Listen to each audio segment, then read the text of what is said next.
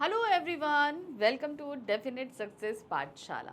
मैं आपकी हिंदी एजुकेटर रूपाली वर्मा। भाई आज हम क्या लेकर आए हैं?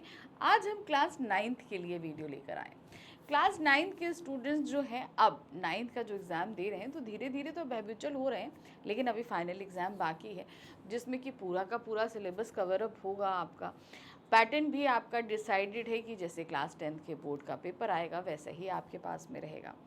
तो पेपर, जैसा कि आप सभी को पता है कि ये 4 खंडों में विभक्त रहेगा। ठीक है, 4 सेक्शंस में डिवाइडेड है।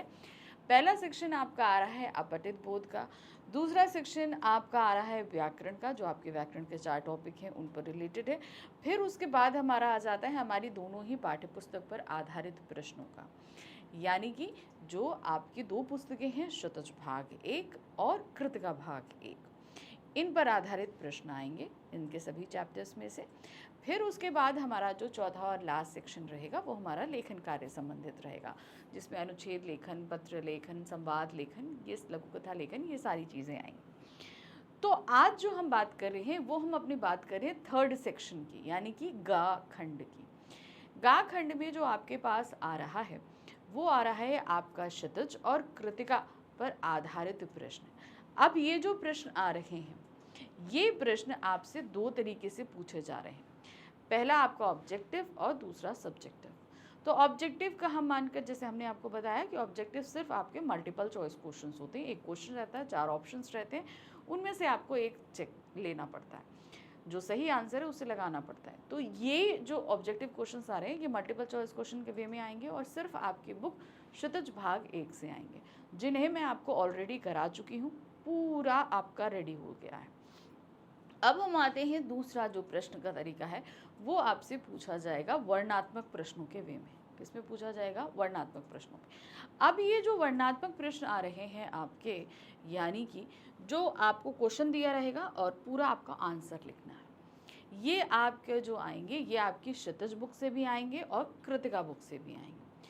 क्षितिज बुक से आने वाले क्वेश्चंस शॉर्ट क्वेश्चंस, यानी कि लघु उत्तरीय प्रश्न रहेंगे, जिनके आंसर्स आपको 25 टू 30 वर्ड्स के अंदर करने हैं। ठीक है, इससे पहले जो वीडियो मैंने बनाया है, जो हमारा फर्स्ट चैप्टर है 2 बैलों की कथा, उसमें मैं आपको पूरा डिटेल में समझा चुकी हूँ। अगर आपको क्वेश्चन मार्किंग और प्रिपरेशन के बारे में देखना है तो उस वीडियो को आप देखिए। उस वीडियो के स्टार्टिंग में मैंने आपको हर एक चीज़ समझा दी है। ठीक है, बात करें लघु उत्तरीय प्रश्नों की, जो कि हमारी क्षितिज बुक से आएंगे, वो रहेंगे 25 टू 30 वर्ड्स के। आंसर आपको 25 टू 30 वर्ड के अंदर ही अंदर लिखना है। और अगर हम कृतिका बुक की बात करें तो कृतिका बुक से आने वाले प्रश्न हमारे रहेंगे दीर्घोत्तरीय प्रश्न, जिनका आंसर आपको 50 टू 60 वर्ड्स के अंदर लिखना है। तो बस हमको यही प्रिपेयर करना है। ठीक है, तो चलिए, हम पहला चैप्टर कर चुके हैं अपने बहुविकल्पीय वर्णात्मक प्रश्नों का, और अब हम लेकर आ गए हैं अपना second chapter. Class 9th Hindi course A, book है हमारी क्षितिज भाग 1, और इसके गद्य खंड का दूसरा अध्याय है लेहासा की ओर। ये एक यात्रा वृत्तांत है जिसे राहुल सातकायन जी ने लिखा था। राहुल सातकायन जी ने जब तिब्बत की यात्रा करी तो वो 2 बार उन्होंने यात्राएं करी हैं। एक भिखमंगे के वेश में करी और एक भद्र पुरुष के वेश में करी। तो यहाँ पर उन्होंने अपनी पहली यात्रा, जो उन्होंने एक भिखमंगे के रूप में करी है, उसका वर्णन किया गया था इस अध्याय में। और थोड़ा बहुत जो है वो उनकी सेकेंड जर्नी के बारे में भी उन्होंने बीच बीच में मेंशन किया है। तो किस तरीके से इन्होंने यात्रा शुरू करी, कहाँ कहाँ गए, क्या क्या चीज़ें हुई उनके साथ, उनके गाइड सुमति, वो सब कुछ इन्होंने यहाँ पर मेंशन किया। हाँ, इस पार्ट में वो लहासा तक तो नहीं पहुँच पाते, मिड वे में ही ये चैप्टर ख़त्म हो जाता है। चैप्टर है कि हाँ, वो लहासा की ओर जा रहे थे लेकिन अभी तक पहुँचे नहीं थे। इस चैप्टर में हम लोग सिर्फ वहीं तक देखते हैं, लटकोर तक की उनकी यात्रा हमने देखी हुई है यहाँ पर। तो ये इस पूरे अध्याय को पढ़ा, बहुविकल्पीय कर लिए, और अब हम करने जा रहे हैं वर्णात्मक प्रश्न। चूँकि ये एक यात्रा वृत्तांत है, इसलिए इसमें बहुत जगहों के नाम हैं, डेट्स के नाम हैं, लोगों के नाम हैं, बहुत सारे फैक्ट्स हैं, जिन्हें हम अपने हिसाब से तोड़ मड़ोड़ करके नहीं लिख सकते। जो चीज़ें, जो आपके सामने तथ्य मौजूद हैं, उन तथ्यों को आपको लिखना पड़ेगा। किसी जगह की कितनी ऊंचाई है, वहाँ क्या लोगों की मान्यता है, कैसा पहनावा है, क्या सोच है, जो चीज़ें जैसी हैं हमें उन्हें एज इट इज़ ही लिखना पड़ेगा। ठीक है, कहानी को हम अपने हिसाब से तोड़ मरोड़ कर सकते हैं, लेकिन जहाँ पर हम तथ्य आधारित चीज़ों का काम करते हैं, जहाँ पर हमारे पास कुछ फैक्ट्स होते हैं, उन फैक्ट्स में हम बदलाव नहीं कर सकते। ठीक है, तो थोड़ी सी चीज़ें आपको लर्न करनी पड़ेंगी, जैसे कहीं का डिस्टेंस है, कहीं की ऊंचाई है, तो वो सारी चीज़ें ज़रा आप ध्यान दीजिएगा। ठीक है, तो चलिए शुरू करते हैं सेकंड चैप्टर ल्हासा की ओर। नेपाल से होकर तिब्बत जाने वाले मार्ग पर जगह जगह चौकियां और किले क्यों बने हुए थे? ठीक है, अब चूंकि जैसा कि हमने बताया कि भारत से सीधे तिब्बत जाने का रास्ता उस समय नहीं था, पहले आप नेपाल जाइए, फिर नेपाल से तिब्बत जाने का रास्ता था। अब इस रास्ते में बहुत जगह जो है वो क्या बने हुए थे, चौकियां और किले। ये चौकियां और किले चीनी सेना की थी। अब चूंकि उस समय तिब्बत जो है वो चीन के अंडर में था, तो वहाँ की सुरक्षा का जिम्मा भी उसके अंदर था। अब ये एक व्यापारिक मार्ग था, राजनीतिक मार्ग था, मतलब एक आप चलो राजनीतिक ना भी समझो तो व्यापारिक मार्ग तो था। इस मार्ग के जरिए बहुत ज़्यादा व्यापार हुआ करता था। अब चूंकि ये पहाड़ी इलाका था, ज़्यादा लोग नहीं रहते थे, तो जो है खतरा बना रहता था लूटने का, लोगों को मारने का। तो उस समय यहाँ पर छोटी छोटी सी चौकियाँ, छोटे छोटे से किले टाइप के बना दिए गए थे, जिनमें यहाँ पर सेनाएं। अब तिब्बत एक आप उसका आप उसका क्लाइमेट समझिए कि वो बहुत हाइट पे है, वहाँ ठंड रहता है, तूफान भी आ जाते हैं कभी कभी, वेदर एकदम से बर्फबारी होने लगती है, बारिश होने लगती है, बहुत सारी चीज़ होती। तो उस कंडीशन में सिर्फ सेना ऐसे तैनात नहीं हो सकती, उसे कोई ना कोई शेल्टर चाहिए होता है। तो छोटी छोटी चौकियाँ बना दी गई थी ताकि 4, 5, 6, 8, 10 सैनिक उसके अंदर रह सकें, निगरानी कर सकें, आने जाने वाले यात्रियों की को प्रोटेक्शन दे सकें, ये सारे काम होते थे। इसीलिए इन चौकियों का और छोटे छोटे किलों का निर्माण किया गया था। देखिए क्या है, प्राचीन समय में नेपाल से तिब्बत जाने का मार्ग ही मुख्य मार्ग था। तो मतलब सिंपल ये एक इकलौता मार्ग था। ठीक है, अब इससे आप व्यापार कर लो या आप ट्रैवलिंग कर लो, कुछ भी कर लो, यही एक इकलौता मार्ग था। अतः तिब्बत से सभी देशों के समस्त संबंध व्यापारिक, राजनीतिक और सैनिक थे। तो समझ में आया, यानी कि व्यापार होता था, राजनीतिक तौर पे भी अगर किसी को इधर से उधर करना है तो भी वो यही मार्ग अपनाएगा, सैनिकों की आवाजाही करनी है तो भी यही मार्ग अपनाया जाएगा, क्योंकि यही एक मार्ग ही था। का निर्वाह इसी दुर्गम मार्ग से होता था। तो समस्त जो भी काम है वो इसी एक मुश्किल दुरूह रास्ते से किया जाता था।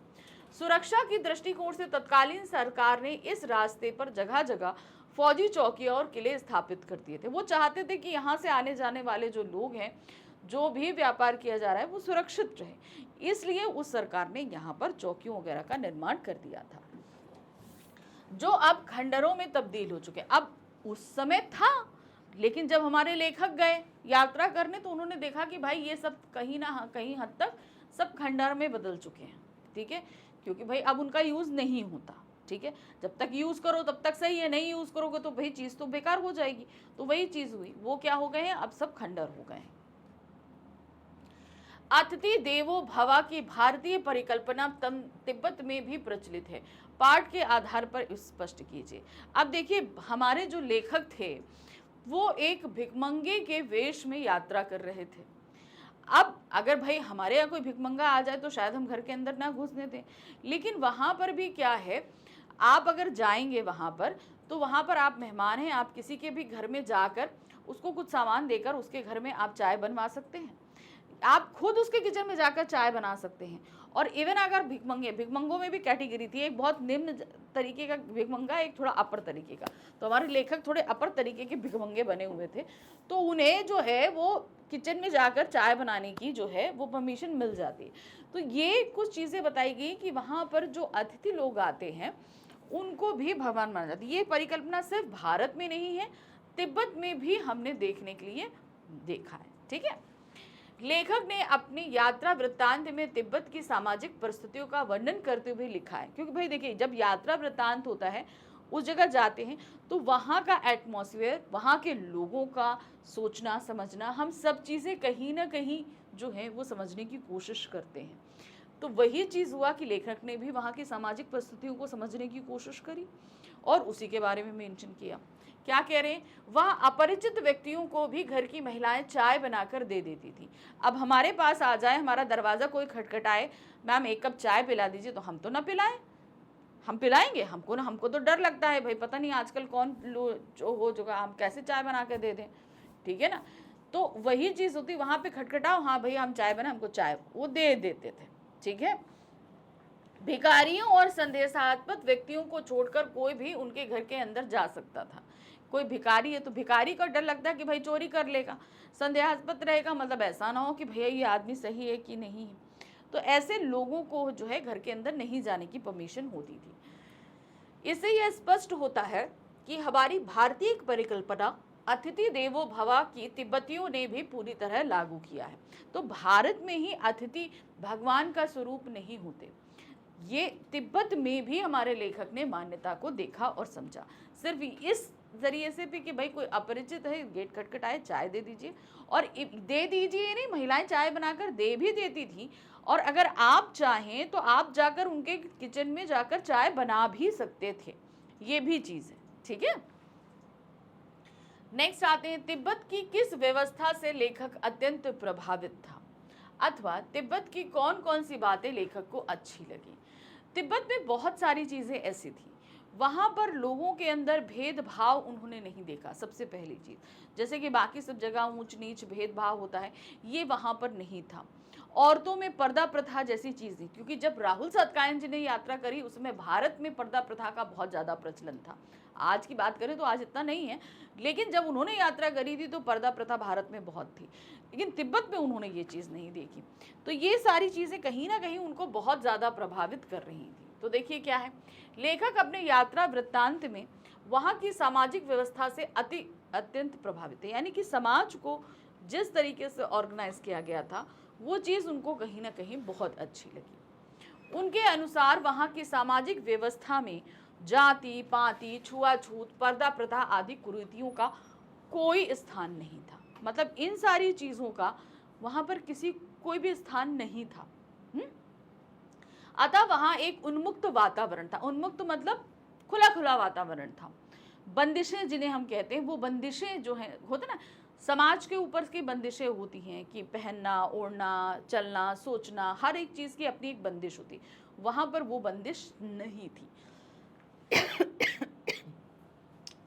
लोग एक दूसरे से बिना किसी भेदभाव के मिलजुल कर रहते थे। तो ये जो, जब हम कहते हैं ना, जब हम समाज को कैटेगराइज करना चाहते हैं तो उन्हें हम अलग अलग जातियों में बांट देते हैं, ठीक है।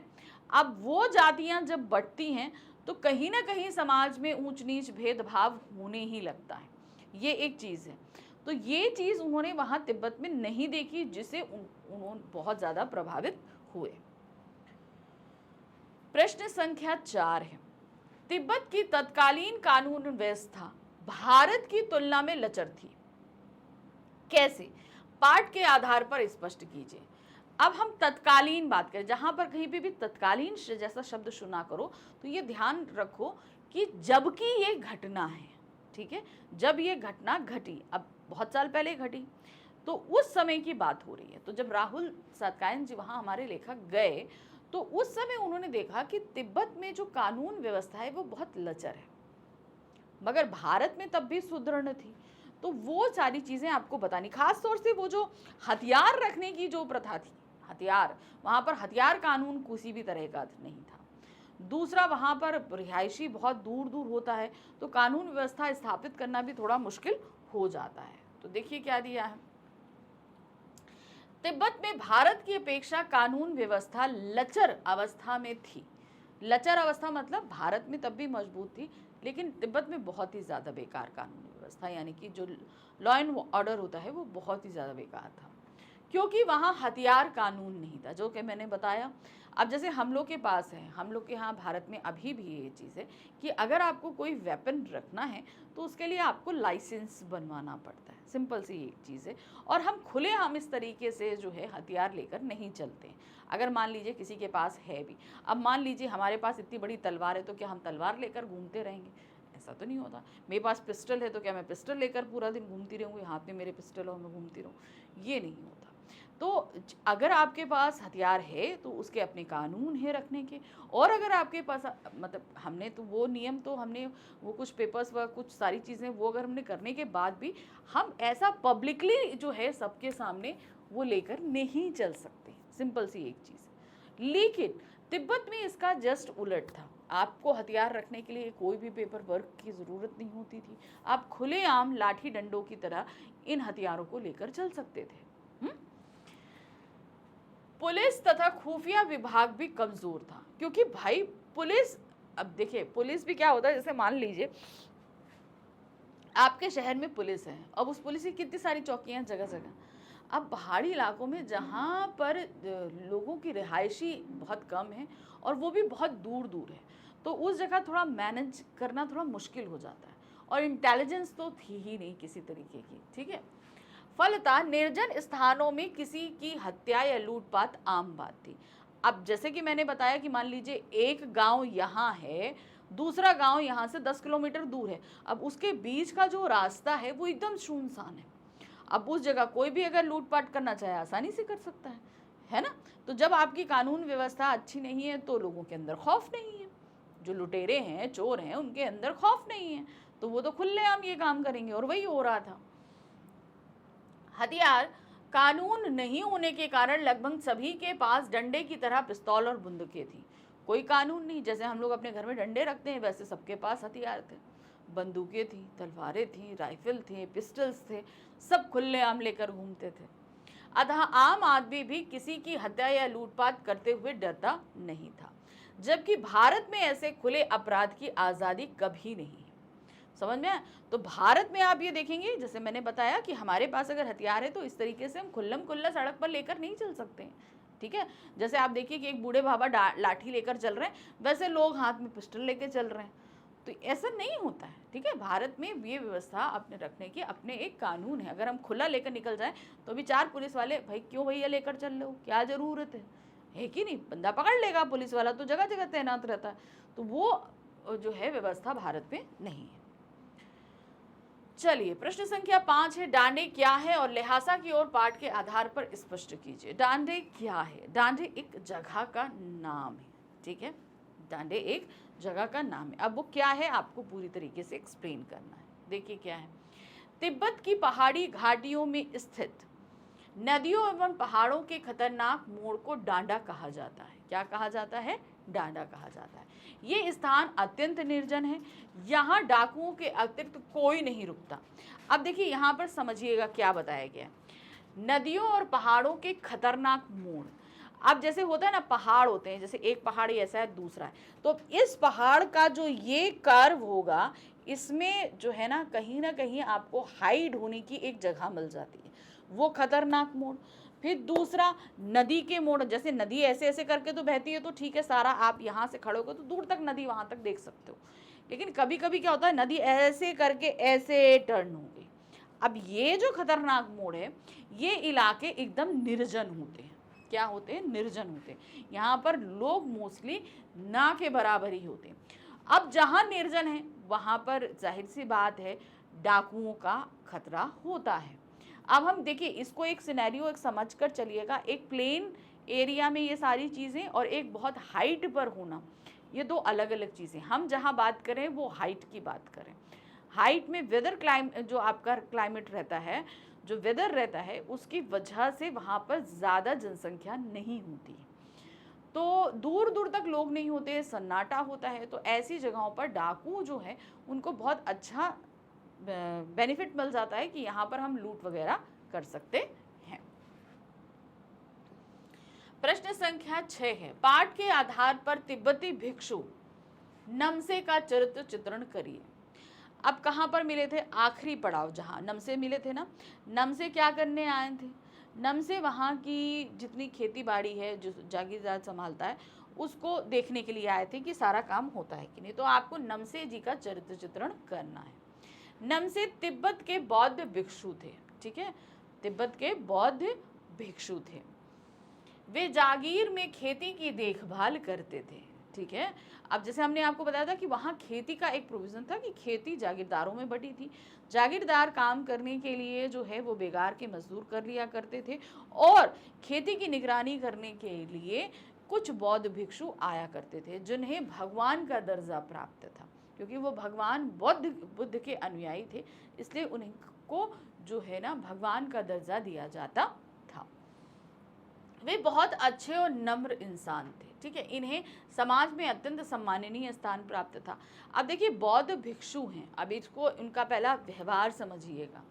बौद्ध भिक्षु हैं तो कहीं ना कहीं मोह, क्रोध, लोभ, ये सारी चीज़ें उनसे परे हैं, ठीक है। ये सारी चीज़ें कहीं ना कहीं उनके स्वभाव में नहीं है। जब उनके स्वभाव में ये सारी चीज़ें नहीं हैं तो उसके रहते ये होता है कि वो एकदम सहनशील, नम्र स्वभाव के उदार व्यक्ति हो जाते हैं और ऐसे व्यक्तियों का सम्मान स्वतः ही होता है। और ऊपर से वो तो बौद्ध भिक्षु, तो बौद्ध धर्म का वहाँ बहुत प्रचलन था, तो इस वजह से उनको बहुत ही सम्मान दिया जाता था। अहंकार का उनमें नामो निशान नहीं था। वे भिखमंगे स्वरूप में भी लेखक से आत्मीयता से मिले। अब लेखक किस में थे? भिखमंगे के स्वरूप में थे। कोई अगर ऐसा व्यक्ति अहंकारी होता तो भिखमंगे को तो धुतकार देता, पर उन्होंने धुतकारा। उन्होंने राहुल से, हमारे जो लेखक है राहुल सरकायन, उनसे बहुत अच्छे से बात उन्होंने करी, उन्हें सम्मान से अपने यहाँ स्थान दिया, जो यह सिद्ध करता है कि वे अत्यंत दयालु तथा आतिथ्य भावना से परिपूर्ण थे।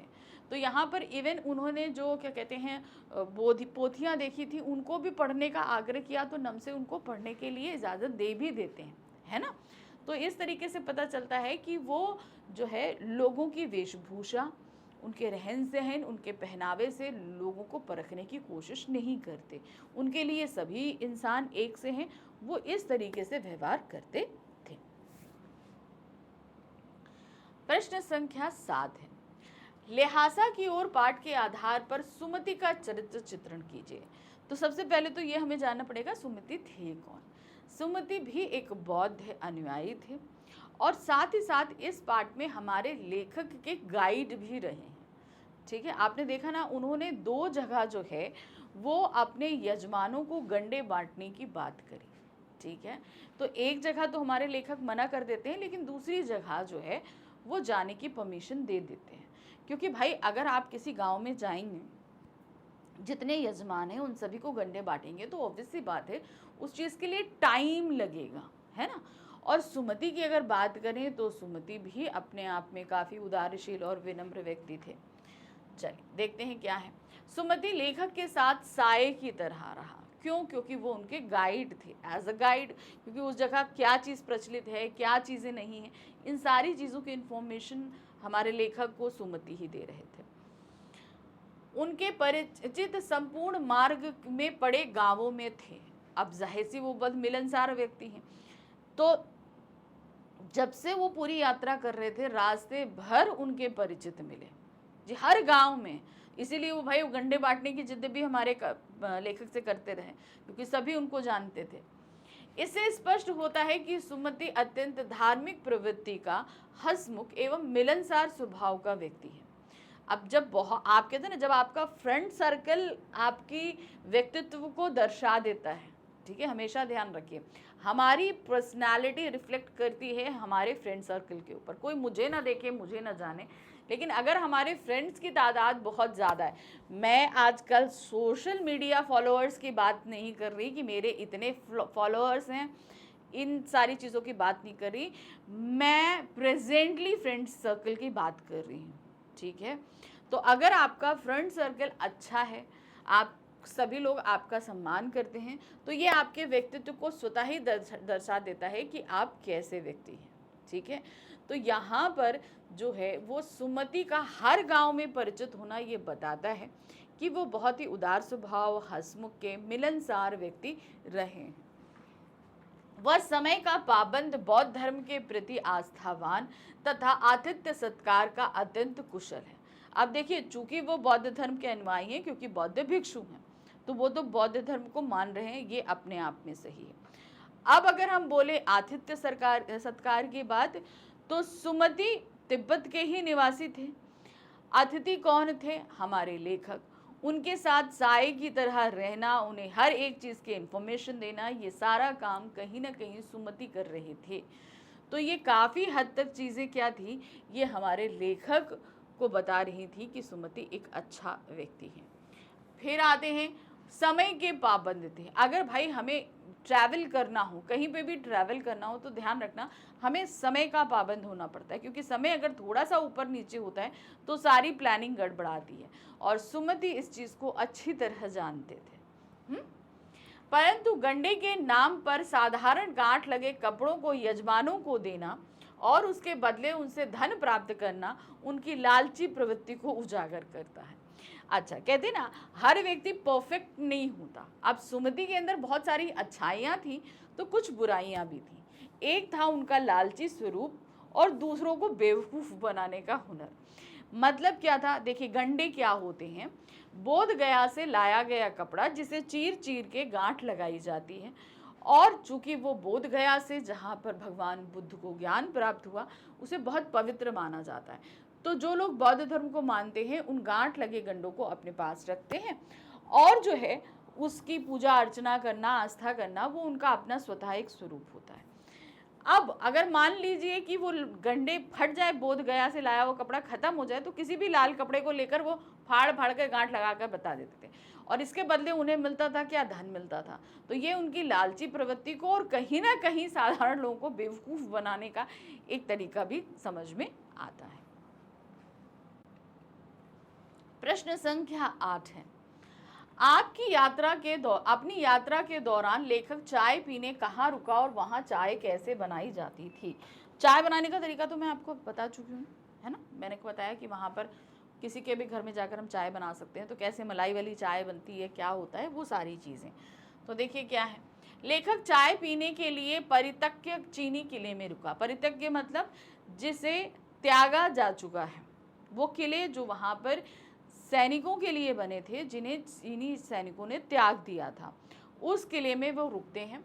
वहाँ चाय की चोड़ी में कूट कर उसे दूध वाली चाय के रंग की बनाई जाती है, और उसके बाद उसमें नमक मक्खन डाला जाता है। अब मैं बताती हूँ क्या। चाय यहाँ पर इन्होंने नाम दिया है चोड़ी। चोड़ी का मतलब आप जानते हैं क्या होता है? केटल होता है, केटल देखा है ना आपने? तो केटल है और उसमें एक ऐसे करके टोटी लगी होती है, सिंपल ऐसे, तो उसको चोड़ी बोला जाता है। अब उसमें उन्होंने क्या बोला कि सबसे पहले चाय, जो चाय पत्ती होती है, उस चोड़ी के अंदर डाली जाती है, उसको कूटा जाता है। ठीक है, कूटने से क्या होता है, उसके अंदर के फ्लेवर्स और जो कलर है वो रिलीज होता है। फिर उसमें गरम गरम दूध डाला जाता है। तो दूध वाली चाय, उसमें पानी नहीं पड़ा, पानी नहीं डाल रहे हैं वो। उन्होंने क्या किया, जो ड्राई चाय पत्ती होती है ना, तो उसको पहले उसमें डाला चोड़ी में, और उसमें अच्छे से उसको कूटा, और कूटने के बाद उसमें गरम खौलता दूध डाला। दूध डालने के बाद वो क्या हुआ, उसने चूंकि रंग रिलीज़ किया और फ्लेवर रिलीज़ किया, वो सब दूध में मिल जाता है। फिर उसके बाद उसमें नमक और मक्खन डाल दिया। क्या डाल दिया? नमक और मक्खन। अब अगर किसी को मीठी पीनी हो, वैसे पहले मीठी चाय नहीं चलती थी, इसी तरह की हेल्दी चाय चलती थी। अब आजकल मीठा एक प्रोविज़न हो गया, वो भी चीनी का। नहीं तो पहले तो चीनी का पता नहीं था, गुड़ की चाय बनती थी। तो इस तरीके से मीठा चाहिए हो तो कोई मीठा डाल सकता है, नहीं तो इस तरीके से नमक वाली चाय पी जाती थी। तो ये शरीर को कहीं ना कहीं एनर्जी देती थी और ठंड से बचाने की कोशिश करती थी।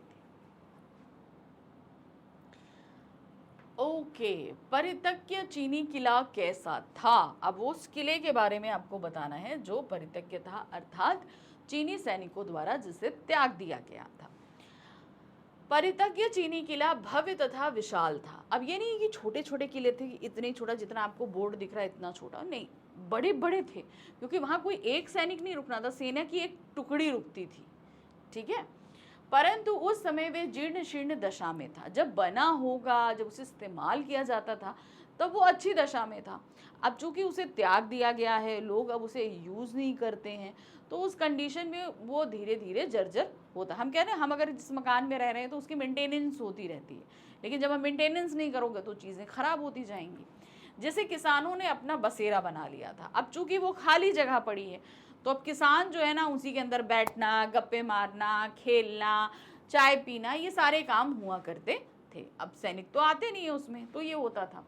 किसानों के बसेरे की वजह से वह किला आबाद दिखाई देता था।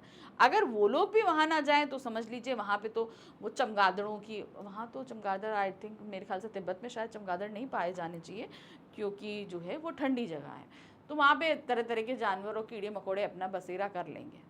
मेरी जहाँ तक मेरी राय है, शायद चमगादड़ इतने हाई एटीट्यूड पे नहीं होने चाहिए, क्योंकि वो उनका वो जो है वो ठंडे खून के प्राणी होते हैं, तो उन्हें थोड़ा गर्माहट चाहिए होती है, तो वहाँ पर ठंडा होगा तो वहाँ पर नहीं होंगे। मेरा अपना ये सोच है, पर I don't think so, search करना पड़ेगा कि किस हाई एटीट्यूड पे चमगादड़ पाए जाते हैं कि नहीं पाए जाते हैं। अगर ऐसा कुछ है, आप लोग जानते हैं, तो कमेंट बॉक्स में ज़रूर कमेंट कीजिएगा, ठीक है। चलिए आगे यहाँ पर आते हैं। तो ये किले में अगर कोई ना रहे, कोई यूज़ ना करे, तो धीरे धीरे जर्जर होता है। लेकिन किसानों ने क्या किया है, उसे अपने बैठने का अड्डा, खेलने का, पढ़ने का, ये सारी चीज़ें बना ली हैं। तो कहीं ना कहीं जो है वो थोड़े बहुत किले जो हैं वो अभी आबाद हैं।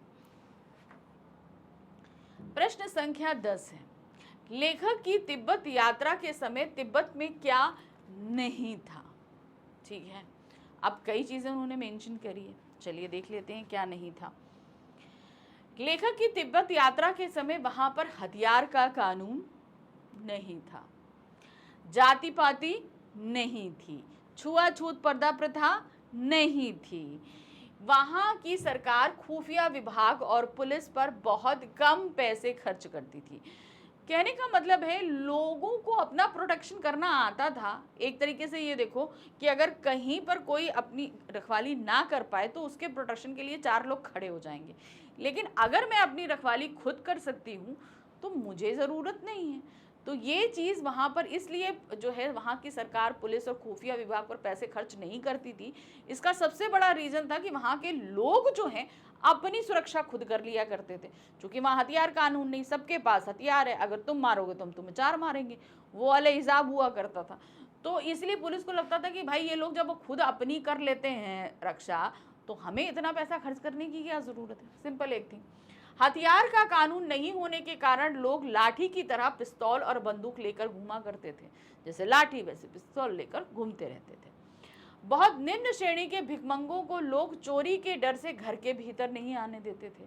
मैंने बताया था ना कि भिखमंगों को भी कैटेगराइज कर रखा था, एक अच्छा थोड़ा लेवल का भिखमंगा और एक एकदम निम्न दर्जे का भिखमंगा। अब इसको किस बेसिस पे इन्होंने कैटेगराइज किया था आई डोंट नो, ठीक है, तो वो उनका मानना था। तो उन लोगों को घर के अंदर नहीं आने दिया जाता था। वैसे आम जन घर के भीतर तक, यहाँ तक कि रसोई तक जा सकता था। अगर आप नॉर्मल बंदे हो तो आप घर के अंदर भी जा सकते हो, उनके किचन में भी जा सकते हो, चाय बना सकते हो, रिक्वेस्ट कर सकते हो कि आप हमारे लिए चाय बना दो। तो कुछ ऐसी चीज़ें थी तो कोई उस समय तिब्बत में नहीं थी, जिसमें आपका हथियार कानून, जात पात, पर्दा प्रथा, ये छुआछूत, ये सारी चीज़ें हैं। कानून हथियार को लेकर नहीं था, लोगों में खुलापन था, ये सारी चीज़ें आप कह सकते हैं। प्रश्न संख्या 11 है, लेखक परित्यज्य किले के पास दूसरी बार कितने दिनों बाद पहुंचा तथा उसके साथ क्या हुआ। हमने बताया ना, लेखक ने 2 बार यात्रा करी, चीन कहते तिब्बत की यात्रा 2 बार करी। पहली बार भिखमंगे के वेश में करी थी और दूसरी बार उन्होंने भद्र पुरुष के वेश में करी थी। तो दूसरी बार जब ये गए तो वो एक भद्र पुरुष के वेश में थे। देखिए क्या है, लेखक 5 साल बाद फिर उसी किले के पास पहुंचा। जब वो भिखमंगे के रूप में गए थे उसके ठीक 5 साल बाद फिर उसी किले के पास पहुंचे। लेकिन पहले क्या थे, जब पहली यात्रा करी थी भिखमंगे के रूप में और दूसरी यात्रा कर रहे थे वे एक भद्र पुरुष के रूप में।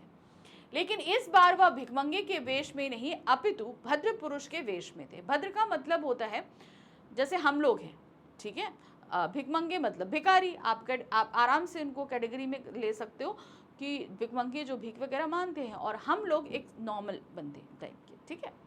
फिर भी उसे रहने को स्थान नहीं मिला था। क्या हुआ, तो जब पहली बार भिखमंगे के वेश में गए थे तो उन्हें रहने के लिए अच्छी जगह मिली थी। दूसरी बार जब गए तो उन्हें रहने के लिए अच्छी जगह नहीं मिली थी। अब इसका रीज़न क्या है वो उन्होंने नहीं बताया है। सुमति कौन था। अब सुमति कौन था, मैंने आपको बताया था ना, एक बौद्ध भिक्षु थे, मंगोल बौद्ध भिक्षु, साथ ही हमारे लेखक के गाइड भी कह लीजिए, सहयात्री भी कह लीजिए, जो भी है। सुमति लेखक का सहयात्री तथा एक मंगोल बौद्ध भिक्षु था। अब देखिए मंगोल लोग जो है ना बहुत गोरे चिट्टे होते थे, एकदम लाल मुंह, तो उनके जो चेहरे का उनका जो कट होता है वो अलग ही तरीके का होता है, ठीक है। वह लेखक को यात्रा के दौरान मिला था, उसका नाम लोब्ज़डो शेख था, ठीक है। क्या नाम, ये थोड़ा उनका नाम आपको ध्यान रखना पड़ेगा, लोब्ज ड शेख था, ठीक है। नेक्स्ट आते हैं, लडगोर मार्ग में लेखक अपने साथियों से क्यों बिछड़ गया। अब जब ये लोग लडगोर क्रॉस कर रहे थे, अब चूंकि वहां से चढ़ाई थी, ठीक है, लडगोर का मार्ग था चढ़ाई वाला, इनके पास सामान था, तो ये हुआ कि भाई 2 घोड़े कर लिए जाएं, एक सुमति के लिए, एक हमारे लेखक के लिए, हो गए 2 घोड़े। अब सुमति को जो घोड़ा मिला वो तो ठीक ठाक था, लेकिन हमारे लेखक को जो घोड़ा मिला वो थोड़ा सुस्त था। अब लेखक उस पर हिंसक भी नहीं हो रहे थे, क्योंकि वो जान रहे थे भाई सामान है, चढ़ाई है, बेचारा जानवर है, इसलिए वो भी धीरे धीरे उसको लेकर चल रहे थे। अब सुमति इनसे आगे निकल गए, लेखक को हमारे रास्ते का अंदाज़ा नहीं, इन्हें मुड़ना था दाएं, ये मुड़ गए बाएं, और जो है सुमति तो जहाँ उनको पहुँचना था वहाँ तक पहुँच गए, वहाँ पर आग वग जलवाई गई, चाय बनवाई गई, वो इंतज़ार कर रहे हैं कि भाई लेखक आ रहे हैं, लेकिन हमारे लेखक तो चले गए दूसरी तरफ। और वहाँ करीबन 1.5 मील आगे चलने के बाद जब उन्होंने पूछा तो फिर वापस आए, तो इस तरीके से वो बिछड़ गए थे और जो है टाइम भी ज़्यादा लगा था। लडकोर मार्ग में लेखक को एक जगह 2 रास्ते मिले, एक बाएं और दूसरा दाएं। लेखक ने बाएं का रास्ता ले लिया, मतलब अब से हम जा रहे हैं, एक क्या हुआ आपका बाएं यानी कि लेफ्ट साइड, दाएं यानी कि राइट साइड। अब उन्होंने क्या किया, जाना उन्हें दाएं था, ले लिया उन्होंने बाएं यानी कि राइट की जगह लेफ्ट ले लिया। पूछने पर पता चला लडकोर का रास्ता दाहिने वाला था। 1.5-2 मील वापस लौटकर दाहिने वाला रास्ता लेने तथा सुस्त घोड़े ने लेखक को साथियों से पीछे कर दिया था। तो रीजन समझ में आया, घोड़ा सुस्त था, दूसरा वो रास्ता भटक गए थे, करीबन 1.5-2 मील का रास्ता। तो इसमें अपने रास्ते दोस्तों से बिछड़े और दूसरा टाइम भी उनको ज्यादा लगा था। प्रश्न संख्या 14 है, तिब्बत में डांडे की ऊंचाई कितनी थी। अब देखिए, जैसे मैंने आपको पहले ही बताया था कि कुछ तथ्य यानी कि फैक्ट्स आएंगे, उन फैक्ट्स पर आपको रहना। अब यहाँ पर जैसे ऊंचाई की बात करी जाए तो 16-17 हज़ार फीट की ऊंचाई थी, तो ये आपको ध्यान रखना पड़ेगा, ठीक है, ये ध्यान रखना, इसको आपको ध्यान रखना पड़ेगा, क्योंकि ये अगर आप भूल गए तो फिर दिक्कत आएगी। तिब्बतियन डांडे की ऊंचाई 16-17 हज़ार फीट थी, यानी कि 16 to 17।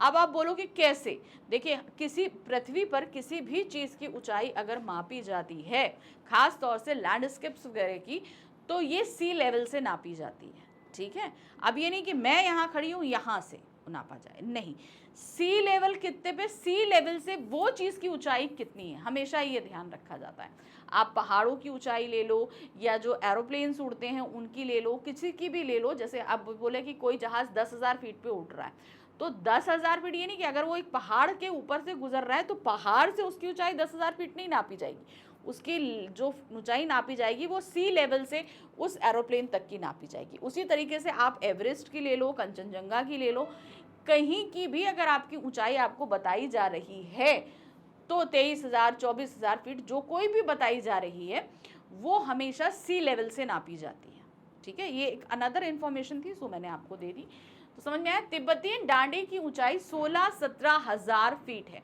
तो मतलब सी लेवल से वहां की ऊंचाई 16,000 to 17,000 के बीच में है।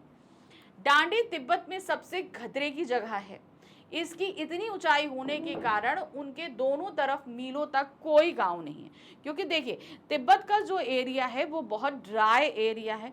रीज़न है ठंड बहुत पड़ती है, वहाँ बारिश नहीं होती, तो वहाँ पर हरियाली नहीं है, तो हरियाली ना होने की वजह से निर्जन एरिया है, क्योंकि वहाँ पर आपको जो है संसाधन नहीं मिलते, लकड़ियाँ नहीं मिलती, नदी वगैरह भी जो है वो बहुत ज़्यादा ठंड के टाइम जम जाती है। तो बहुत सारी रीज़न है जिसलिए आप पहाड़ों में बहुत ज़्यादा ऊंचाई जहाँ होगी आप लोगों को बहुत कम होते हुए देखोगे। और 16-17 हज़ार फीट अगर हम आज प्रेजेंट के टाइम में जाएं तो शायद वहाँ पर लोग कुछ मिल जाए, लेकिन जब हमारे लेखक गए तो उस समय वहाँ पर ज़्यादा लोग नहीं रहते थे, ठीक। नेक्स्ट आते हैं, तिब्बतियों का देवता स्थल कहाँ था। अब वो बताया गया था ना कि स्थल जो सींगों से, झंडियों से पूरा तरीके से बना हुआ था, वो सारी चीजें। तो देखिए क्या है, तिब्बतियों का देव स्थान डांडे का सर्वोच्च शिखर था, जो पत्थरों के ढेर, जानवरों की सींगों और रंग बिरंगे कपड़ों की झंडियों से सजाया गया था। अब क्या एरिया था, डांडे में भी सबसे ऊपर की जगह थी, चारों तरफ पहाड़ों से, और बीच में जो समतल एरिया था वहां पर भी उस स्थान को ऊंचा बनाने के लिए पत्थरों से रखा गया था। उन पत्थरों पर भी उस स्थान को पवित्र बनाने के लिए बहुत सारे जानवरों की सींगें वगैरह थी, जिसकी वजह से वो स्थान अलग दिखता था। और दूसरा, रंग बिरंगी झंडियों से सजाया गया हुआ था, तो वो जगह बाकी सारी जगहों से बिल्कुल अलग जान पड़ता था। तो वो कहते हैं ना, पवित्र स्थान उसको माना गया है। प्रश्न संख्या 16 है, प्रस्तुत यात्रा वृत्तांत के आधार पर बताइए कि उस समय तिब्बती समाज कैसा था। अब हम लोगों ने ये देखा ना कि तिब्बती समाज में आप छुआछूत, जात पात, ये सारी चीजें हमने वहां नहीं देखी थी, कुछ नहीं देखा था वहां पर। तो वही सारी चीज देखिए क्या है, पाठ के आधार पर कहा जा सकता है कि तत्कालीन तिब्बती समाज अत्यंत खुला था। खुला का मतलब है सोच विचार में, ठीक है। अब जैसे बहुत सारे लोग होते हैं कि अरे पूरे कपड़े पहन के जाओ, नहीं ऐसा करो, तो वो खुला था। उनका अपना एक ट्रेडिशनल वेयर है, वो ट्रेडिशनल वेयर करते थे। ठंड होती थी, इस वजह से जो है पूरा वो, दूसरा छुआछूत नहीं, यानी आप जैसे समाज में बहुत ज़्यादा कैटेगरीज हो जाती हैं तो समाज में डिफरेंसेस भी आ जाते हैं, वहाँ पर ये चीज़ थी कि ये कैटेगरी नहीं थी, डिफरेंसेस नहीं थे, सिंपल सी एक चीज़। तो ये डिफरेंसेस ना होने की वजह से ये था कि सभी लोग आपस में सबसे एक दूसरे से खुलकर मिलना। अब जैसे मान लीजिए, अब जहाँ पर जात पात होती है, ऊंच नीच होता है, छुआछूत होता है, तो वहाँ एक व्यक्ति दूसरे से बात करने मिलने में भी थोड़ा हिचकता है, लेकिन ये सारी चीज़ें वहाँ नहीं थी। संकीर्णता का नामो निशान नहीं था, लोग जाति पाति, छुआछूत, ऊंच नीच के भेदभाव से परे थे। अब आप बोलोगे संकीर्णता मतलब नैरो माइंडेड, जहाँ पर हमारी सोच जो है वो एक दायरे में सीमित हो जाती है, तो नैरो माइंडेड लोग वहाँ पर नहीं थे, ठीक है। वहाँ पर ब्रॉड माइंडेड लोग थे, बहुत ही खुलापन था उनके सोच विचार में। महिलाओं में पर्दा प्रथा प्रचलित नहीं थी, वे सभी से घुल मिलकर बातचीत करती थी। अनजान व्यक्तियों को भी चाय पानी बनाकर देने में उन्हें कोई हिचक नहीं थी। छड़ अर्थात मदिरा पान उनकी दिनचर्या में शामिल था। अब जैसे कहते हैं ना, किसी भी समाज में जो है अल्कोहल इंटैक्ट को बुरा माना जाता है, लेकिन वहाँ पर जो है शाम को 6 बजते ही सब वहाँ की जो प्राकृतिक रूप से बनी हुई शराब होती थी, छड़, उसे पीकर पड़ जाते थे। तो ये माना जाता है, जैसे लोग भी हैं अल्कोहल इंटैक्ट करते भी हैं, अगर लेते भी हैं तो वो कहीं ना कहीं हाइड करके लेते हैं। आप लोग अपने घरों में ले रहे हैं, जहाँ पे भी ले रहे हैं, एक छुपा के, एक पर्दे में हम लोग के यहाँ समाज में ये सारा काम होता है। लेकिन वहाँ क्या था, वो अल्कोहल ले भी रहे हैं लेकिन खुलेआम ले रहे हैं, सब ले रहे हैं, और शाम के 6 बजे बाद किसी को कोई होश नहीं रहता था। तो वो एक सोच थी। लोग अत्यंत धार्मिक प्रवृत्ति के थे, धर्म में ज्यादा आस्था रखते थे। वह गंडे के नाम पर साधारण गांठ लगे कपड़े को भी अत्यंत श्रद्धा के साथ स्वीकारते थे। आज हमें कोई गांठ लगा कपड़ा देते तो हम उसके बाद 4 सवाल पूछेंगे, लेकिन वहाँ के लोग जो है धर्म में आस्था रखने के कारण उसे जो है समझ लेते थे कि नहीं भैया, ये बहुत पवित्र चीज है। समाज में बुद्ध तथा उनके वचनों के संग्रह कंजूर को विशेष स्थान प्राप्त था। अब देखिए, भगवान बुद्ध को जब ज्ञान की प्राप्ति हुई, तो ज्ञान की प्राप्ति होने के बाद उन्होंने वो ज्ञान सभी में बांटना चाहा। तो बांटना देने के लिए उन्होंने क्या किया, उपदेश देना शुरू किया। अब वो जब उपदेश दे रहे थे तो उनके जो उनके शिष्य थे, उन लोगों ने उन उपदेश को कलमबद्ध किया। अब उसको जब कलमबद्ध किया गया तो उन्हें जो है किसमें जो है पोथियां हैं उनमें कलमबद्ध किया गया। भाई उस समय कागज तो था नहीं, तो कागज नहीं था तो क्या होता था, पत्तों पर, इन सबों पर लिखा गया था। तो वही सब क्या कहलाए, कंजूर कहलाए, ठीक है। तो उनमें भी वहाँ पे लोगों की बहुत आस्था थी, क्योंकि कहीं ना कहीं उन कंजूर में भी वो भगवान बुद्ध के एक अंश को मानते थे, उनके ज्ञान उसी के अंदर थे। प्रश्न संख्या 17 है, क्या दिया गया है, सुमति के यजमान और अन्य परिचित लोग लगभग हर गांव में मिले। इस आधार पर आप सुमति के व्यक्तित्व की किन विशेषताओं का चित्रण कर सकते हैं। अब जैसे कि हमने अभी पढ़ा, हमने क्या देखा कि उनका हर गांव में कोई ना कोई यजमान था। तो अब जाहिर सी बात है, अगर मान लीजिए कि सपोज जैसे आप स्कूल से घर जाते हो, घर से स्कूल जाते हो और सपोज पैदल जाते हो, तो पैदल जाते हो, रास्ते में हर एक व्यक्ति, चाहे वो कोई रेडी वाला हो, कोई खोमचा लगाए, कोई दुकान वाला, किसी के घर में कोई अंकल निकल रहे हैं, कोई आंटी निकल रही, सबसे आपकी जान पहचान है, ठीक है। तो ऐसा व्यक्ति क्या कहलाएगा? मिलनसार कहलाएगा, हंसमुख कहलाएगा, तभी तो इतने सारे लोगों के साथ उसके संबंध बन रहे हैं ना। तो यही चीज थी, मतलब जिस रास्ते से भी वो जाते थे उसके आसपास के गांव में उनकी जान पहचान वाले लोग भरे हुए थे। तो सुमति सही में जो है एक अच्छी पर्सनालिटी रखते थे। जो पर्सनालिटी का मीन्स हो गया मतलब उनका व्यवहार, जो लोगों को उनकी तरफ आकर्षित करता था। सुमति के यजमान और उनके परिचित हर गांव में लेखक को मिले, जितने गांव पड़े सब में, क्योंकि भाई 2 जगह तो हमने चैप्टर में देखा कि वो गंडे बांटने की बात करते ही करते, लेकिन इसके अलावा भी ये हुआ, देखा गया कि उनकी पहचान सभी लोगों के साथ में रही। इससे सुमति के व्यक्तित्व की अनेक विशेषताएं प्रकट होती हैं। जैसे सुमति मिलनसार एवं हंसमुख व्यक्ति है। भाई मिलनसार है तभी तो सभी से मिल रहे हैं, हंस के बात कर रहे हैं, सभी उनसे जो है वो बहुत ही ज़्यादा प्रभावित हो रहे हैं, इसीलिए उनसे संबंध बनाकर रखे हुए हैं। जो लोगों को समय समय पर मिलते रहते थे। अब मिलनसार है तो अक्सर लोगों के, अब जैसे आप देखिए, आप लोग यहाँ बहुत सारे रिश्तेदार हो, कुछ रिश्तेदार आते ही नहीं, लेकिन कुछ रिश्तेदार हैं ऐसे हर 15 दिन, हर 1 हफ्ते में आपके घर चले आते हैं, ठीक है ना। तो उनका बिहेवियर क्या है? मिलनसार है, वो रिश्तों को बनाए रखना चाहते हैं, उन रिश्तों में दूरियां नहीं रखना चाहते, तो वो क्या कहलाते हैं? मिलनसार व्यक्ति। सुमति उन लोगों के बीच धर्मगुरु के समान था जो उन्हें बोध गया से लाए गंडे दिया करता था।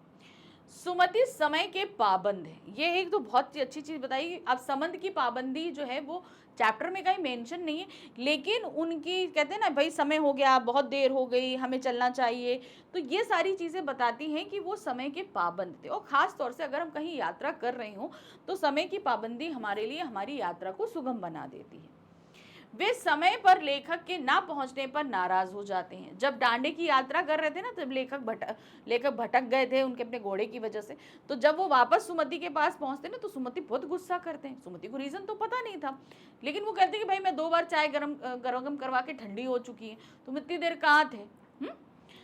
सुमति लालची स्वभाव वाले थे। अच्छा, ये एक बुरी आदत उनके अंदर थी। वे यजमानों में बोध गया के लाए गंडे समाप्त हो जाने पर साधारण कपड़े का गंडा देकर उन्हें धन प्राप्त कर लेते थे। तो ये एक तरीके से उन लोगों को बेवकूफ बनाने वाला काम था। क्यों? क्योंकि वो धन प्राप्त करना चाहते थे। सुमति बौद्ध धर्म में आस्था रखते थे तथा तिब्बत का अच्छा भौगोलिक ज्ञान भी रखते थे। अब चूंकि जब इतना ट्रैवल करते हैं, लोग उनसे मिलते हैं, तो उन वहाँ की भौगोलिक परिस्थितियों से, वहाँ के लोगों से, वहाँ के कल्चर से वो अच्छी तरह वाकिफ हैं।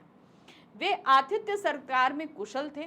उन्होंने लेखक का इंतजार करते हुए चाय को 3 बार गर्म किया। मैं तो 2 ही बार कह रही थी, मुझे याद नहीं था, 3 बार उन्होंने गर्म किया जब डांडे की यात्रा के दौरान वो लेखक का इंतजार करते। अब लेखक उनके यहाँ अतिथि थे, तो माना कि वो गुस्सा किए कि समय से नहीं आए तुम, लेकिन तब भी वो लेखक के सत्कार के लिए तैयार थे। प्रश्न संख्या 18 है, क्या दिया गया है? हमारा आचार व्यवहार वेशभूषा के आधार पर तय होता है, ठीक है। अब कैसे होता है? मान लीजिए मेरे सामने अगर एक भिखारी खड़ा है और एक वेल ड्रेस्ड व्यक्ति खड़ा है, तो जाहिर सी बात है इन दोनों से मेरा व्यवहार अलग अलग तरीके का हो जाएगा, एक भिखारी से और एक वेल ड्रेस्ड व्यक्ति से। क्यों? क्योंकि हम उनको जज कर रहे हैं उनकी वेशभूषा से, उन्होंने जो चीज़ें वेयर की हुई हैं उनके अकॉर्डिंग हमारा व्यवहार तय हो जाता है, ठीक है। पाठ में आई पंक्ति, अब पाठ में एक पंक्ति आई है, क्या है? हालांकि उस वक्त मेरा भेष ऐसा नहीं था कि उन्हें कुछ भी ख्याल रखना चाहिए था। उक्त स्थान कथन के अनुसार हमारे आचार व्यवहार के तरीके वेशभूषा के आधार पर तय होते हैं। आपकी समझ में यह उचित है अथवा अनुचित विचार व्यक्त करता है।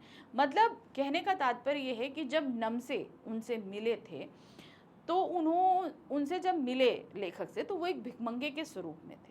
चाहते तो नम से उनको बिल्कुल भी तवज्जो नहीं दे सकते थे, उनसे इंटरेक्ट ही नहीं करते, लेकिन उनकी वेशभूषा, लेखक की वेशभूषा नमसे के ऊपर कोई असर नहीं डालती है। वो बहुत ही अच्छे तरीके से लेखक से मिलते हैं, उनका आदर सत्कार करते हैं, सब कुछ करते हैं। लेकिन ये तो चलिए पाठ की बात हो गई, लेकिन यहाँ पर आपका व्यू पूछा गया है। वो क्या कह रहे हैं कि जैसा हम लोग वेशभूषा देखते हैं, हम उस तरीके से व्यवहार करते हैं सामने वाले व्यक्ति से। तो क्या ये व्यवहार उचित है या अनुचित है?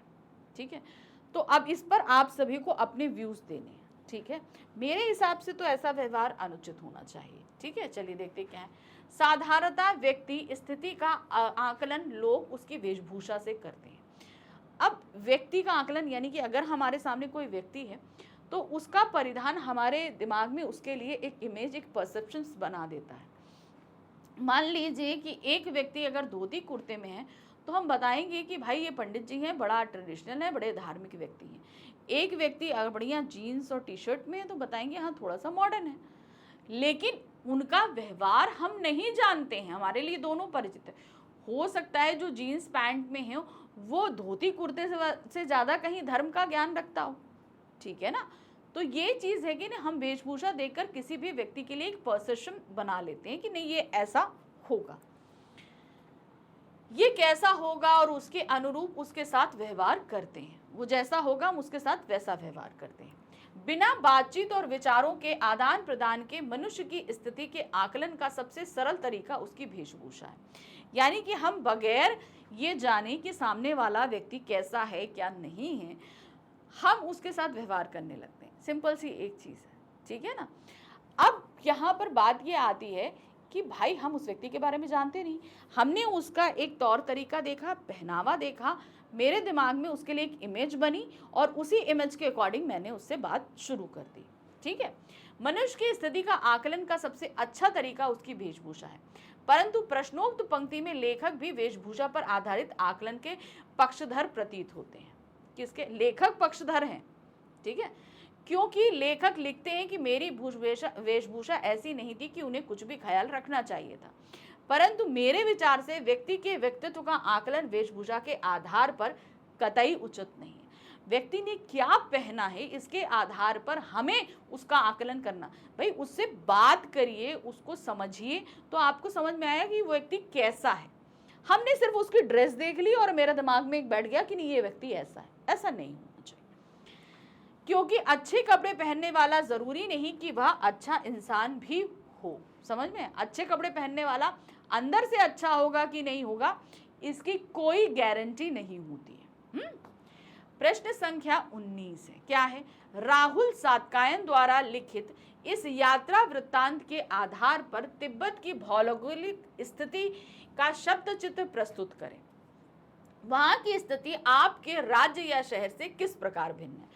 अब देखिए, हम पहला वाला क्वेश्चन तो अच्छे से आपको मतलब एक्सप्लेन कर सकते हैं, लेकिन सेकंड वाला एक्सप्लेन करना, क्योंकि भाई आप में से बहुत सारे लोग ऐसे होंगे जो कोस्टल एरियाज में रहते हैं, यानी कि समुद्र के किनारे।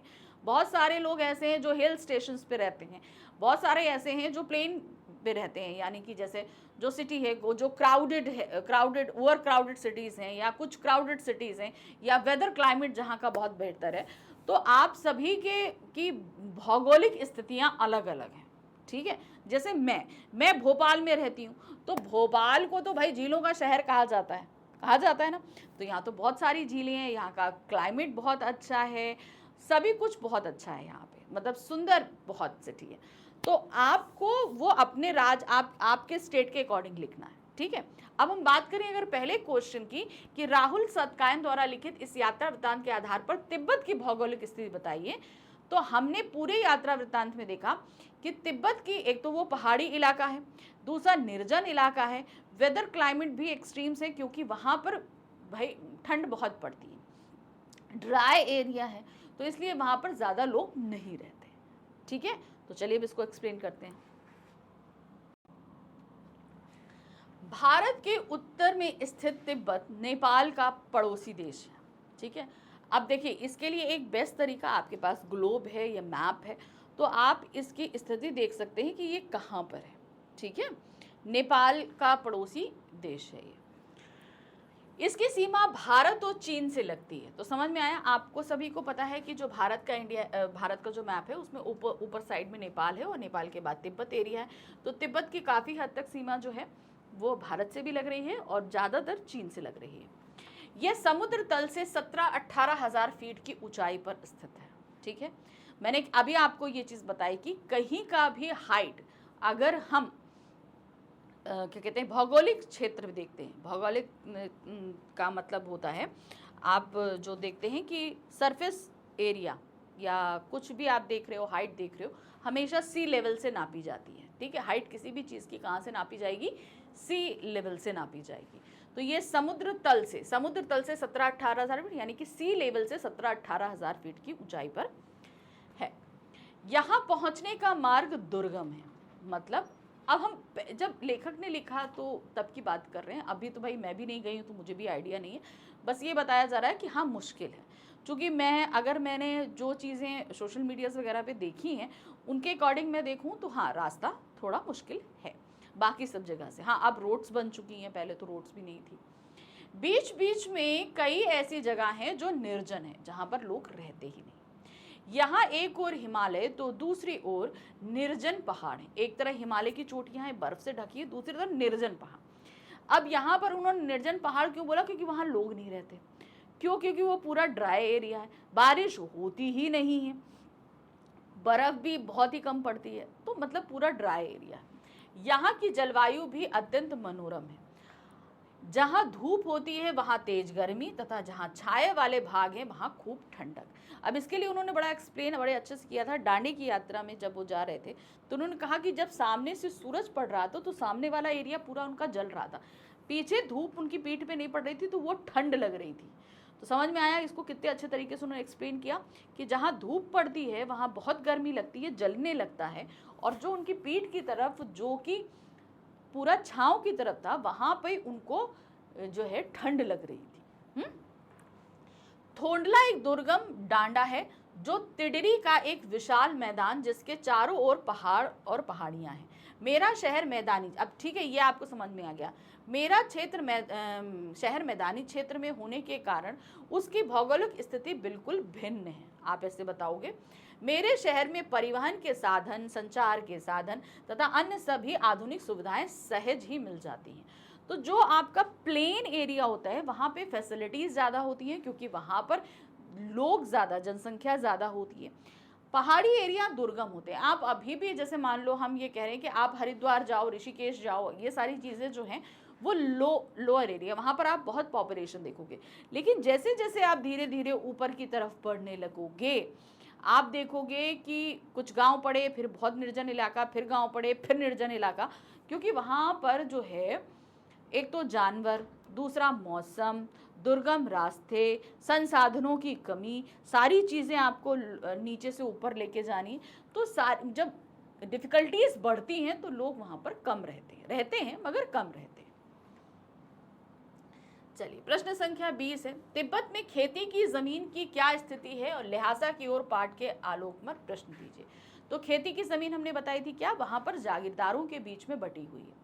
जागीरदार खेती कराने के लिए बहुत सारे लोगों से बेगारी करा लेते हैं और खेती की निगरानी के लिए बौद्ध भिक्षु आते हैं, जैसे कि नमसे थे, वो उनकी निगरानी करते हैं कि भाई ठीक से काम हो रहा है कि नहीं हो रहा। लेकिन ज़्यादातर ज़मीनें जो हैं वो क्या हैं, वो मठों के अधीन हैं। तिब्बत में खेती की ज़मीनें छोटे छोटे जागीरदारों में बटी हुई हैं। ठीक है, किसमें बनी है? छोटी छोटी जागीरदारों में बटी है। इन ज़मीनों का एक बड़ा हिस्सा जागीरों यानी मठों के हाथ में है। समझ में आया? मैंने कहा ना मोस्टली पोर्शन जो है वो बौद्ध मठों के हाथ में है, उनका प्रभुत्व है वहाँ पर, ये चीज़ ध्यान रखिए। अपनी अपनी जागीर में से हर जागीरदार खुद भी कुछ खेती करता है।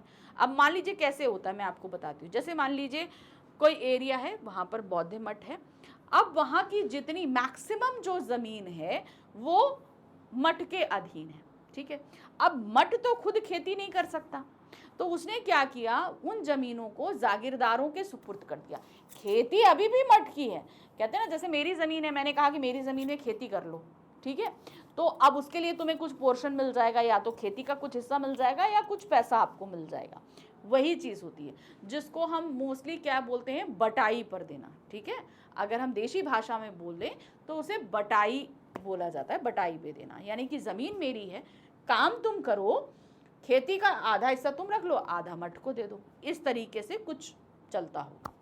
तो मठों के अधीन वो सारी खेती रहती, सारा जमीन उनकी है, खेती कौन करा रहे हैं, जागीरदार करा रहे हैं। अब जागीरदार खुद जो भाई जो केपेबल है वो खुद कर लेते हैं, जो किसान हैं अगर तो वो खुद कर लेते हैं, नहीं तो वो क्या करते हैं, कुछ लोग मजदूरों को ले लेते हैं, वो बेगारी के तौर पर काम कराते हैं। ठीक है, क्या इसके लिए उन्हें मजदूरों को मेहनताना नहीं देना पड़ता। अब ये रीजन आता है, अब मेहनताना नहीं देना बेगारी की कंडीशन होता है कि हम किसी व्यक्ति से काम कराएं मगर उसको पैसे ना दें, तो वो होता है बेगारी। अब आप बोलोगे कि भाई लोग बेगारी क्यों करते हैं, ये होती है आस्था का प्रश्न, क्योंकि हमने बताया ना वहाँ के लोग बौद्ध धर्म को बहुत ज़्यादा मानते हैं। तो उनका मानना ये है कि अगर हम इस पर खेती कर, अगर हम इस पर मेहनत करते हैं, इनकी हेल्प करते हैं, तो एक तरीके से हम बुद्ध भगवान की सेवा कर रहे हैं। इसलिए वो लोग काम करते हैं मगर पैसे नहीं लेते। ठीक है, खेती का इंतजाम देखने के लिए जिन भिक्षुओं को भेजा जाता है वो जागीर के आदमियों के लिए राजा जैसा होता है। अब जैसे देखिए, मेरी ज़मीन मैंने किसी को दे दिया कि भाई मैं तो खेती नहीं कर सकती, ठीक है, सिंपल है, मैं हल नहीं चला सकती, बुआई जुताई जोड़ने सारे काम नहीं कर सकती, तो मैंने एक आदमी रखा, उसको अपॉइंट किया कि भैया तुम खेती करके दो, खेती जब हो जाएगी तो उसमें आधा अनाज मुझे दे देना, आधा तुम रख लेना। ठीक है, अब आधा अनाज मैं क्यों ले रही हूँ, क्योंकि ज़मीन मेरी है, वो आधा क्यों ले रहा है, क्योंकि वो उस पर मेहनत कर रहा है। ठीक है, अब भाई ज़मीन मेरी है तो मैं देखने भी तो जाऊंगी, तो मैं जब जाती हूँ, यानी कि बौद्ध धर्म के जो लोग हैं जिनकी ज़मीन है, जब वो उस जगह पर जाते हैं तो वो क्या करते हैं, वो वहाँ पर देखते हैं, तो उनके लिए जो जब वहाँ पहुँचते हैं तो वो एक राजा की तरह ट्रीट किए जाते हैं, चूँकि वो बौद्ध धर्म के भिक्षु हैं। ठीक है, तो इसलिए उनको उसी राजाओं की तरह ट्रीट किया जाता है। इन भिक्षुओं और जागीरदारों पर ही खेती कराने की जिम्मेदारी होती है। ठीक है, प्रश्न संख्या 21, डांडे के प्राकृतिक सौंदर्य का चित्रण कीजिए। डांडे आपको मैंने बता दिया था ना, वो जगहें जो मोड़ पर पड़ती हैं वो डांडे हैं। ठीक है, बहुत मुश्किल और निर्जन जगह होती है। तिब्बत में डांडे खतरनाक जगह है, जैसे हमने बताया कि वो क्या है, मोड़ पर पड़ती है, समुद्र तल से बहुत ज़्यादा ऊंचाई पर है, 17,000 फीट की ऊंचाई पर स्थित है। यह सुंदर स्थान निर्जन और सुनसान है। अब जहाँ पर इंसान नहीं है तो वहाँ प्रकृति तो अपने चरम पर होगी ही, तो अपने आप में वो सुंदर जगह है। यहाँ के ऊंचे ऊंचे पहाड़ों के कोने और नदियों के मोड़ों के अलावा चारों ओर फैली हरियाली इसकी सुंदरता बढ़ा देती है। एक ओर बर्फ से ढकी पहाड़ियों की चोटियां हैं, तो दूसरी ओर घाटियों में विशाल मैदान है। वहाँ भीटे जैसे पहाड़ों पर ना हरियाली दिखाई देती है। तो अब कुछ ऐसे पहाड़ भी हैं जहाँ पर हरियाली नहीं, जैसे मैंने बताया कि बहुत जगह ड्राई एरिया भी दिखता है आपको। एक तरफ तो बर्फ़ वाले पहाड़ दिखेंगे, हरियाली वाले पहाड़ दिखेंगे, एकदम ब्राउन ब्राउन से निर्जन से पहाड़ दिखेंगे, वहाँ पर हरियाली ही नहीं होती। तो वो चीज़ें, जब हरियाली नहीं दिखती का मतलब तात्पर्य क्या हो गया, वो ड्राई एरिया है, और ना बर्फ़ या मिला जुला रूप प्राकृतिक सौंदर्य बढ़ा देता है। तो समझ में आया ना कि भाई बर्फीली पहाड़ियाँ भी दिख रही हैं, बर्फ़ से ढकी दिख रही है, हरियाली पहाड़ी भी दिख रही है। जैसे बर्फ़ वाले पहाड़ जो है बहुत पीछे, उसके आगे जो आप देख रहे हो हरियाली पहाड़ है, दूसरी तरफ एकदम निर्जन पहाड़ है। अब जो चारों तरफ हरियाली दिख रही है, नदियाँ बह रही हैं, तो प्रकृति अपने आप में कई स्वरूप आपको दिखा रही है, तो वो जगह अपने आप में सुंदर हो जाता है। प्रश्न संख्या 22 है, सुमति लोगों की धार्मिक आस्था का अनुचित फायदा किस तरीके से उठाते थे। तो ये तो अभी तक हम 2 बार पढ़ चुके हैं। सुमति जो है वो क्या करते थे, बोध गया से लाया हुआ कपड़ा उसको चीर चीर के उसमें गांठ बना के यजमानों को देते थे, और वो लोग जो हैं इनको पैसे दिया करते थे। लेकिन ये काम तो दे, लेकिन जब बोध गया का कपड़ा खत्म हो जाए तो दोबारा बोध गया थोड़ा ना जाते थे, फिर कोई लाल कपड़ा ले लिया, नॉर्मल सा कपड़ा, उसको फाड़ फाड़ के गांठ बना कर देते थे। तो इस तरीके से वो लोगों को बेवकूफ़ बनाया करते थे। देखिए क्या, सुमति मिलनसार एवं हंसमुख व्यक्ति थे, तिब्बत में धर्मगुरु के समान माने जाते थे। सुमति बोध गया के कपड़े लाते और उन्हें पतले पतले आकार में फाड़कर गांठ लगाकर गंडा बना लेते थे। ठीक है। इन गंडों को वो अपने यजमानों को बांटकर दक्षिणा के रूप में धन ले लेते थे, उनको देते थे भाई हमें इतना लाए, तो वो दक्षिणा के रूप में दे दिया करते थे कुछ भी पैसे वगैरह। बोध गया से लाए ये कपड़े जब खत्म हो जाते तो वे लाल रंग के किसी कपड़े का गंडा बनाकर यजमानों को बांटने लगते ताकि वे दक्षिणा पाते रहे। इस तरह वे लोगों की धार्मिक आस्था का अनुचित फायदा उठाते थे। क्या करते थे? गलत फायदा उठाते थे। तो ये चीज तो गलत है, नहीं करना चाहिए, तो वो ये काम किया करते थे। प्रश्न संख्या 23, तिब्बत का प्राकृतिक सौंदर्य अनुपम है, स्पष्ट कीजिए। ठीक है, अब पूरे जैसे अभी तक हम लोगों ने डांडे का प्राकृतिक सौंदर्य देख लिया, लटकोर का देख लिया, हर जगह देख लिया। अब अगर पूरे तिब्बत की हम बात करें तो उसका प्राकृतिक सौंदर्य हमें एक्सप्लेन करना है। यहाँ पर देखिए क्या है, तिब्बत का प्राकृतिक सौंदर्य सचमुच अनुपम है। यह सुंदर एवं मनोहारी घाटियों से घिरा पर्वतीय क्षेत्र है। अब देखिए, पहाड़ जितने होंगे तो घाटी भी होगी। तो घाटियां मनोरम है वो इसलिए क्योंकि वहां पर नदियां हैं, लोग रहते हैं, और नदी के आसपास तो स्वतः ही रूप से हरियाली होती ही होती है, चहल पहल होती है, जन होते हैं, मतलब एक जीवन, जहाँ पानी है वहाँ आपको जीवन दिखेगा ही दिखेगा। तो वो घाटियाँ जो हैं वो बहुत ही अनुपम सुंदर हैं, वो चारों तरफ पहाड़ों से घिरी रहती। अगर आप लोगों ने कभी भी कहीं पर भी पर्वतीय क्षेत्र का अगर आप लोगों ने ट्रैवल किया है तो आप देखते हैं कि वहाँ पर परिदृश्य बिल्कुल अलग होता है। और आप में से बहुत सारे लोग तो जो है वो हिल स्टेशन पे रहते भी होंगे, तो वो एकदम अलग एरिया रहता है। इनके शिखरों पर बर्फ जमी रहती है, वहीं कुछ भीटे जैसे स्थान भी है। भीटे मतलब निर्जन, मतलब सूखे, ड्राई, ना हरियाली है ना बर्फ है, कुछ नहीं है, खाली स्थान है, जिन पर कम ही बर्फ दिखाई देती है, बहुत कम, हरियाली तो है ही नहीं, एकदम बंजर पहाड़ है और इक्का दुक्का बर्फ दिखती है। यहाँ के ऊंचे ऊंचे पहाड़ों के कोने और नदियों के मोड़ इस खूबसूरती को और बढ़ा देते हैं। यहाँ की ठंडी जलवायु इसके सौंदर्य में वृद्धि करती है। तो देखिए, अब अगर गर्म जलवायु आप देखेंगे तो वैसे तो राजस्थान में चले जाओ तो पूरी तरह निर्जन है। ठंडी जलवायु कहीं ना कहीं हम जो है झेल सकते हैं, वो चीज़ हमारे लिए ज़्यादा बेरेबल होती है और हम अच्छे से उसके साथ जो है कॉम्पिटेंट भी हो जाते हैं, लेकिन गर्मी के साथ नहीं हो सकते। तो वो ठंडी जलवायु जो है ना वो बहुत ही ज़्यादा रहने में अच्छी लगती है, घूमने फिरने में अच्छी लगती है, इसलिए वो जगह और सुंदर हो जाती है। चलिए, प्रश्न संख्या 24 है, लेखक के अनुसार तिब्बत में यात्रियों के लिए कौन सी आरामदायक सुविधाएं हैं? अब आपको ये बताना है। ठीक है, चलिए देखते हैं क्या है। लेखक के अनुसार तिब्बत में यात्रियों के लिए कई आरामदायक सुविधाएं हैं।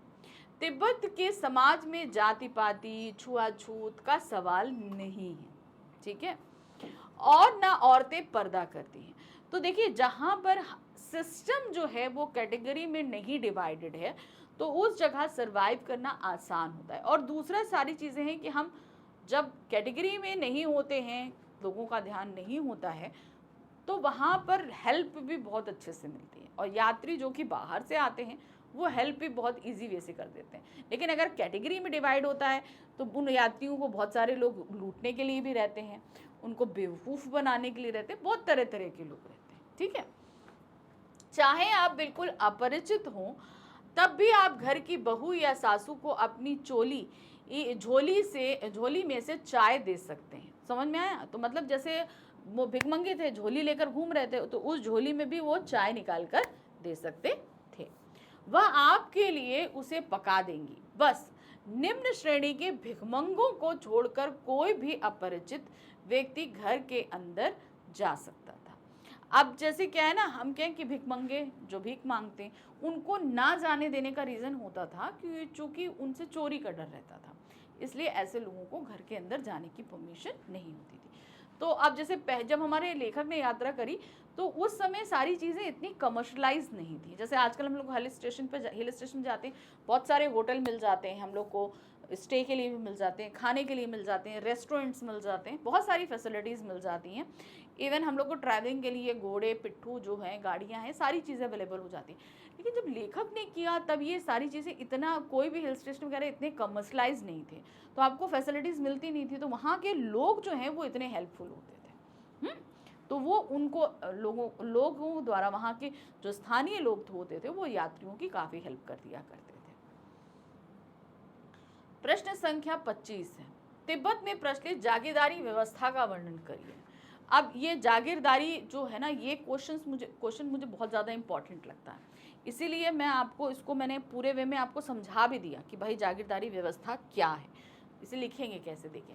तिब्बत की ज़मीन बहुत छोटे छोटे जागीरदारों में बटी है।